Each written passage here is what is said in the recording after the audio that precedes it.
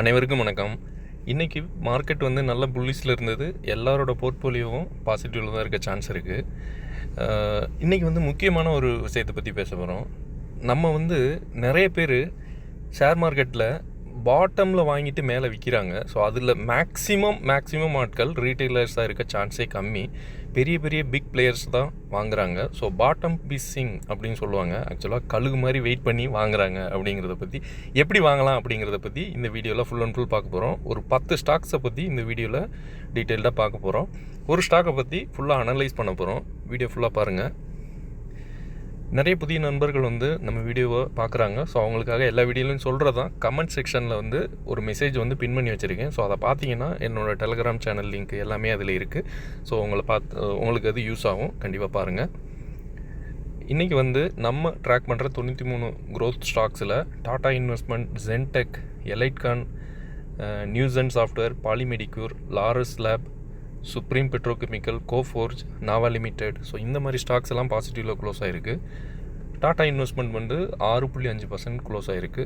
நெகட்டிவில் வந்து Neuland laboratory, Godfrey Phillips, HPL engineering, அத்தும் investment, Reliance power, Hitachi energy, Force motor, Sarda energy, so இந்த மாதிரி stocks எல்லாம் வந்து நெகட்டிவில் க்ளோஸ் ஆகிருக்கு.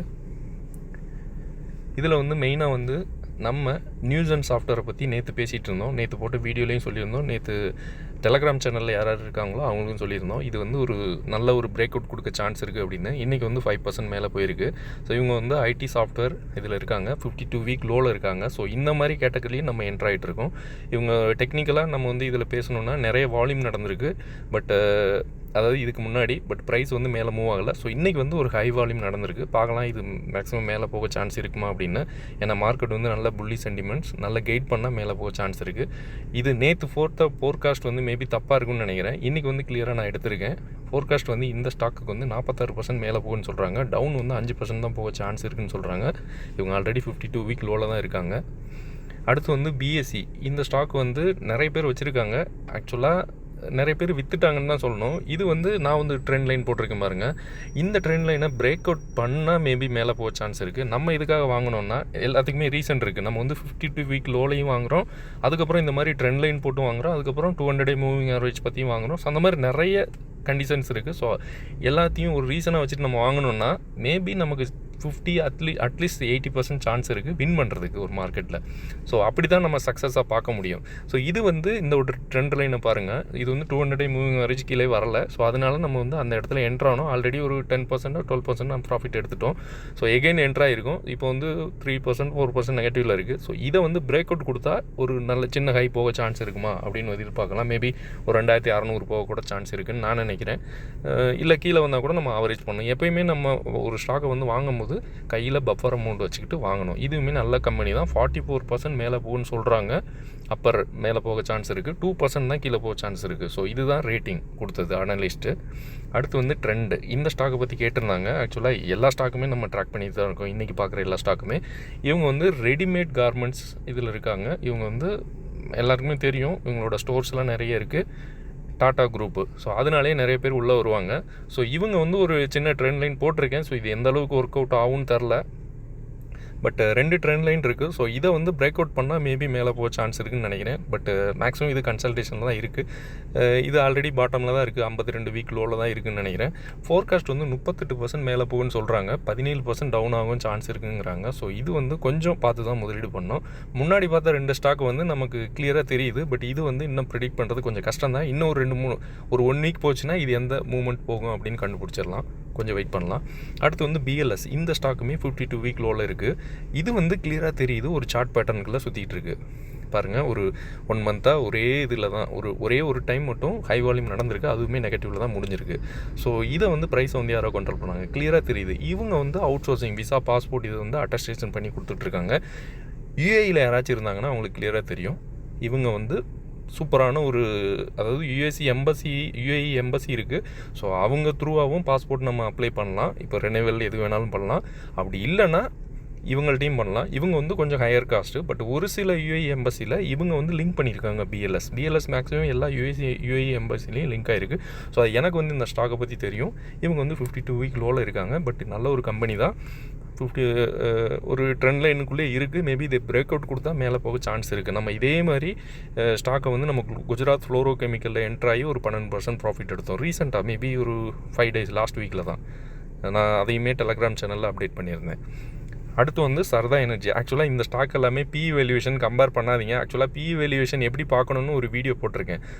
இண்டஸ்ட்ரி PE, அதுக்கப்புறம் ஸ்டாக் PE, இது ரெண்டையும் கம்பேர் பண்ணுங்கள். செக்டார் PE கம்பேர் பண்ணிங்கன்னா இது எல்லாமே வேல்யூவேஷன் அதிகமாக தான் இருக்குன்னு சொல்லுவாங்க. யார் சொல்கிறதையும் நம்பாதீங்க, ஓனாக அனலைஸ் பண்ணுங்கள். PE வேல்யூவேஷனுக்கு 2 வீடியோ போட்டிருக்கேன், அதை பாருங்கள். அப்போ தான் தெரியும் உங்களுக்கு வந்து இந்த இண்டஸ்ட்ரியில் இது ரிலேட்டடான கம்பெனி என்ன ரேஞ்சில் ட்ரேட் ஆகிட்டு இருக்குது. அதை வச்சு தான் நீங்கள் கம்பேர் பண்ணணும். ஓகே, இப்போ நம்ம பார்க்குற எல்லா ஸ்டாக்குமே PE வேல்யூவேஷன் அதிகமாக இருக்குது அப்படின்னு தான் நிறைய பேர் சொல்லுவாங்க.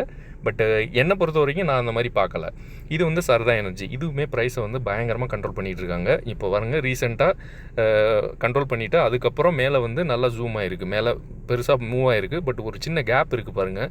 அந்த கேப்பு மேபி அதை டச் பண்ணால் க்ரீன் கலரில் மார்க் பண்ணியிருக்கேன் பாருங்கள், ரவுண்ட் பண்ணியிருக்கேன். அந்த இடத்துக்கு வந்தால் கூட என்ட்ராகலாம்னு நான் நினைக்கிறேன். ஏன்னா இன்றைக்குமே ஒரு 5% கீழே விழுந்திருக்குன்னு நினைக்கிறேன். தெரியல அந்தளவுக்கு கீழே வருமானு, பட் பை சான்ஸ். இதெல்லாம் சூப்பரான ஒரு கம்பெனி. இன்னொன்று, இங்கே இந்த கேப்பை ஃபில் பண்ணால் கூட இன்னும் கூட கீழே வரலாம், எக்ஸ்பெக்ட் தான் பண்ணுறேன். Maybe 200-day moving average touch ஆகி கூட போடலாம். மேபி அது வருமானு தெரில, ஒரு சின்ன ஒரு கெஸ்ஸு தான், பார்க்கலாம். இது என்ன இது இருந்தாலும் ஒரு 1 வீக்கு அந்த மாதிரி ஆகும் இது என்ன நடக்கும் அப்படின்னு தெரியறதுக்கு. இல்லை நாளைக்கு கூட மேலே போனாலும் போகலாம். அடுத்து வந்து லிண்டே இந்தியா. இந்த கம்பெனி வந்து இவங்க வந்து என்ன பண்ணுறாங்கன்னா, கம்ப்ரஸ்டு அயனாரிக் இண்டஸ்ட்ரியல் ஆர் மெடிக்கல் கேஸஸ், இந்த மாதிரி கெமிக்கல் இந்த மாதிரி செக்மெண்ட்டில் இருக்காங்க. இவங்க வந்து ஃபோர்காஸ்ட் வந்து 27% மேலே போகுன்னு சொல்கிறாங்க. கீழே வந்து 12% போக சான்ஸ் இருக்குதுன்னு சொல்கிறாங்க. இவங்களுமே ஒரு சார்ட் பேட்டர்னில் இருக்காங்க. இந்த ஸ்டாக்குமே நம்ம ட்ராக் பண்ணிக்கிட்டு தான் இருக்கோம். பட் இவங்க வந்து 200-day மூவிங் ஆவரேஜில் இருக்குது. ஸோ இந்த சார்ட்டை பிரேக் அவுட் பண்ண எந்த பக்கம் போகும் அதை பார்த்து தான் நம்ம என்ட்ராகணும். மேபி மேலே போச்சுன்னா மேபி அது ஃபேக் பிரேக் அவுட் ஆகிருக்க கூட சான்ஸ் இருக்குது. கீழே வந்தால் நம்ம ஆவரேஜ் பண்ணலாம். ஸோ அதனால் கீழே வரும்போது நம்ம வாங்குறது பெட்டர். கொஞ்சம் இந்த சார்ட் பேட்டர்னை பிரேக் அவுட் பண்ணிவிட்டு கீழே வந்துச்சு, அதுவுமே ஃபேக் பிரேக் அவுட் ஆகிருந்துச்சுன்னு வைங்க, திரும்ப மேலே போகும். அது வந்து இமீடியட்டாக மேலே போகும். ஸோ வால்யூமே ரீசெண்ட் டைமில் பெருசாக ஒன்றும் நடக்கலை. ஒரு டைம் நடந்தது, பட் அதுவுமே ப்ரைஸ் வந்து மேலே போகலை. ஸோ இது வந்து ஜஸ்ட்டு வாட்ச் லிஸ்ட்டில் ஆட் பண்ணி வச்சுக்கிங்க. ஒரு 5600 அந்த மாதிரி வந்துச்சுன்னா நல்ல பையிங் ரேஞ்சாக இருக்கும்னு எனக்கு தோணுது.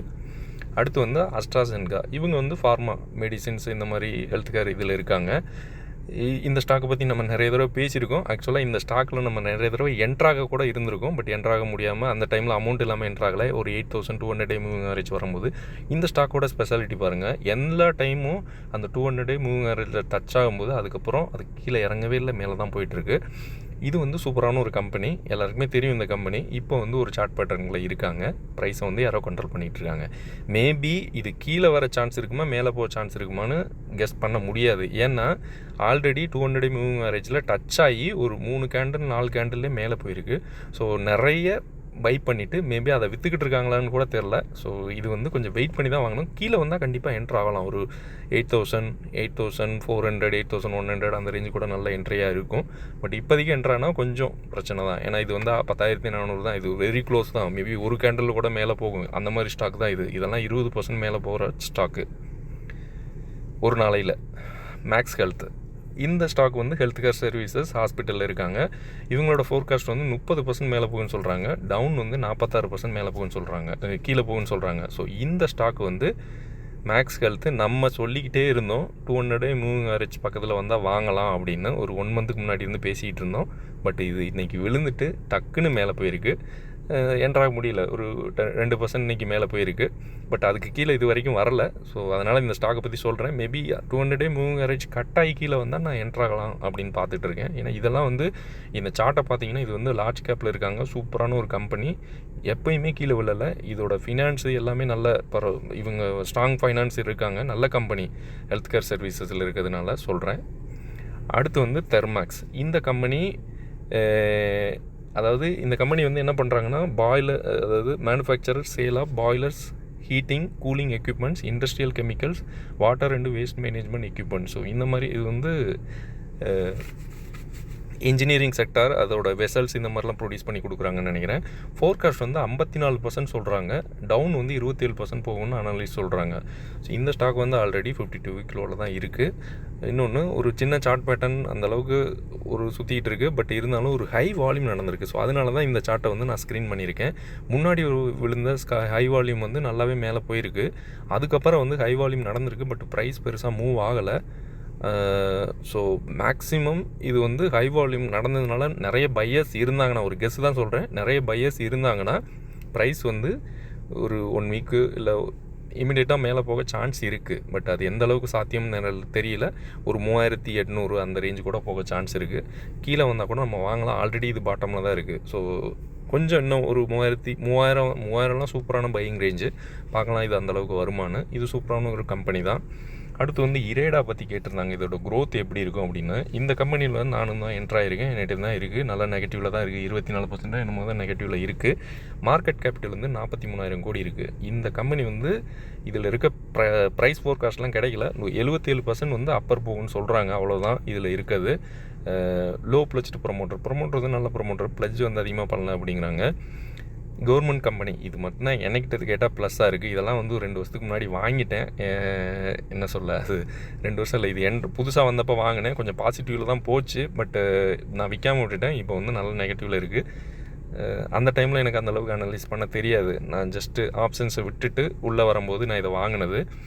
இவங்களோட பெரிய நெகட்டிவ்னா ப்ரொமோட்டர் ஹோல்டிங் வந்து டிக்ரீஸ் ஆகிட்டு இருக்குது. ப்ரொமோட்டர் வந்து நிறைய சேல் பண்ணிக்கிட்டு இருக்காங்க இந்த கம்பெனியில். அதுக்கப்புறம் ரெவன்யூ ஃபோர்காஸ்ட் வந்து 54% வந்து டவுன் ஆகும்னு சொல்கிறாங்க. இது வந்து பெரிய நெகட்டிவ் தான். அதுக்கப்புறம் இது வரைக்கும் டிவிடெண்ட் தரல. ஸோ அது கவர்மெண்ட் கம்பெனி டிவிடெண்ட் நார்மலாக தருவாங்க, ஸோ இது தரல. இவங்கள்ட்ட நான் பார்த்த நெகட்டிவ் வந்து டெப்ட் பாருங்கள், 64,000 கோடி இருக்குது. பட் இவங்களோட மார்க்கெட் கேபிட்டல் வந்து 43,000 கோடி தான் இருக்குது. ஸோ இது வந்து டெப்ட் வந்து ரொம்ப அதிகமாக இருக்குது. இவங்க வந்து ஃபைனான்ஸ் கம்பெனி ஓகே, பட் இருந்தாலும் ரெனோவபிள் எனர்ஜி செக்டாரில் ஃபைனான்ஸ் பண்ணிக்கிட்டு இருக்காங்க. இருந்தாலும் இவங்களோட டெப்ட் வந்து ரொம்ப அதிகமாக இருக்குது. ROE எல்லாமே 9 அது பார்க்குறோம், ஒரு 9%, 10-15க்கு மேலே இருந்தால் நம்ம பார்க்குறோம், ஓகே தான். இவங்களோட டெப்ட் டு எக்யூட்டியுமே ரொம்ப அதிகமாக இருக்குது, 6.3. இது வந்து 1க்கு கீழே இருந்தால் நல்லதுன்னு சொல்லுவாங்க. PEG ரேஷியோ ஓகே தான், க்ரோத்தில் இவங்க ஓகே தான் காமிக்கிறாங்க. அதுக்கப்புறம் டெப்ட் 3 இயர்ஸில் 27,000 கோடி இருந்திருக்கு, 5 இயர்ஸில் 21,000 கோடி இருந்திருக்கு. ஸோ இந்த வருஷம் அதாவது ஓவராலாக 64,000 கோடி இருக்குது இப்போ. அது வந்து ரொம்ப அதிகம். ஸோ இது ரொம்ப நெகட்டிவ் தான் இந்த கம்பெனிக்கு. பட் நம்ம பாசிட்டிவாக வந்தால் வெளியில் போகலாம், பட் எப்போ வரும்னுலாம் தெரியாது. ஸ்டாக் பி வந்து 28 இருக்குது, இண்டஸ்ட்ரி பி வந்து 25 இருக்குது. ஸோ இதுவுமே மேக்ஸிமம் ஓவர் வேல்யூடெல்லாம் கிடையாது, ப்ரைஸ் வந்து ஆல்ரெடி கீழே தான் இருக்குது. சேல்ஸ் வந்து ரிசல்ட்டு பார்த்தீங்கன்னா சேல்ஸ் வந்து 29% கொடுத்துருக்காங்க, நெட் ப்ராஃபிட் வந்து 36% அடி தான் வாங்கியிருக்கு. இவங்களோட ஸ்டாக் ப்ரைஸ் CAGR பார்த்தாலுமே 32% அடி வாங்கியிருக்கு இந்த வருஷத்தில். காம்பவுண்ட் சேல்ஸ் க்ரோத்து அது ஓகே தான், நல்ல பர்ஃபார்மன்ஸ் கொடுத்துருக்காங்க. சேல்ஸ் மட்டும் இதில் நல்லா இருக்குது இந்த கம்பெனியில், பட் ப்ராஃபிட் வந்து டிக்ளைன் ஆகிட்டு தான் இருக்குது. இவங்ககிட்ட பார்த்தீங்கன்னா 52 வீக் லோவில் தான் இருக்காங்க. இன்னொன்று இந்த ஒரு சின்ன சார்ட் பேட்டர்னில் இருக்காங்க. ஹை வால்யூம் இப்போ வரைக்கும் நடக்கலை, பட் ப்ரைஸ் வந்து சின்னதாக மேலே போயிட்டுருக்கு. பட்டு இது RSI வந்து ஆல்ரெடி மேலே போயிடுச்சு. இது ப்ரைஸ் அந்தளவுக்கு மேலே போகல, பட் RSI வந்து நல்லா மேலே போயிட்டுருக்கு. ஸோ இது வந்து நம்ம ஆவரேஜ் தான் நானுமே பண்ணிக்கிட்டு இருக்கேன். ஸோ நியூ என்ட்ரி என்னகிட்ட கேட்டால் கொஞ்சம் வெயிட் பண்ணலாம், இன்னும் கூட கீழே வருமானு தெரில. இது வந்து ப்ரெடிக்டே பண்ண முடியல. Government company maybe next year மேலே போக கண்டிப்பாக சான்ஸ் இருக்குது, அது வேணால் ஓகே. பட் இந்த வருஷம் நம்ம வெயிட் பண்ணி தான் பார்க்கணும். ஓகே ஃப்ரெண்ட்ஸ், அடுத்த வீடியோவில் பார்க்கலாம். நன்றி.